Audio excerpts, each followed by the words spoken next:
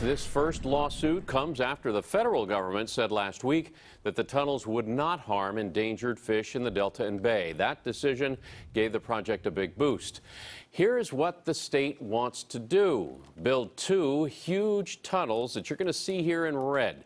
The tunnels would take water from the Sacramento River, ship the water under the Delta, and send that river water to existing aqueducts seen here in yellow that already send Delta water south. Californians have been fighting over water, of course, for generations. Remember all the talk of the peripheral canal? The state eventually pulled the plug on that after lots of opposition. Now, KPIX 5 reporter John Ramos says that Northern Californians are trying to kill the tunnel project, too.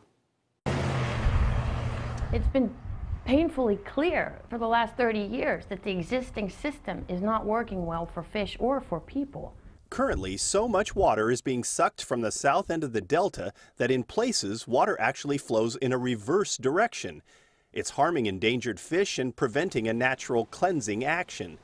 The state says besides providing earthquake protection, the tunnels would allow a freshwater flow to help equalize the system. We will gain flexibility. We will be able to pull from either the north or the south, depending on where we can do the least environmental harm when we're drawing water. It's estimated the 35-mile-long tunnels will cost $16 billion to build and would be paid for by the receivers of the water, mainly the Metropolitan Water District of Southern California and West San Joaquin Valley farmers.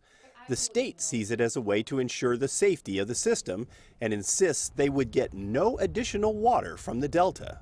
You should think of it as an insurance policy to ensure that the supply you're getting now you continue to get. But the people who live out here don't buy that. They say if the Metropolitan Water District and the West Side farmers are going to put up billions of dollars to build this thing, they're going to expect something in return. They're going to want more water.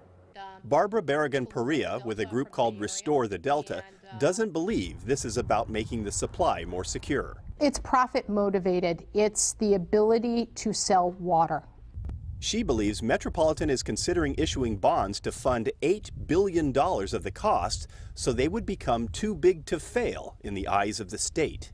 If they pay for this, are they going to expect more water than they're getting now? They're going to expect more water, and they are going to leverage their debt position with the government to give them the water.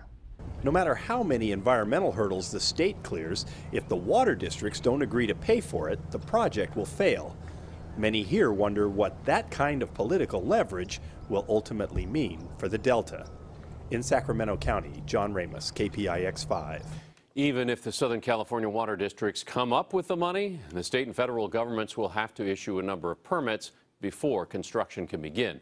Now, coming up tomorrow at 6, John going to take us to the small town of Hood on the Sacramento River, where the state wants to put the intake pipes for those tunnels, and where locals worry those tunnels would destroy not just the Delta, but their way of life.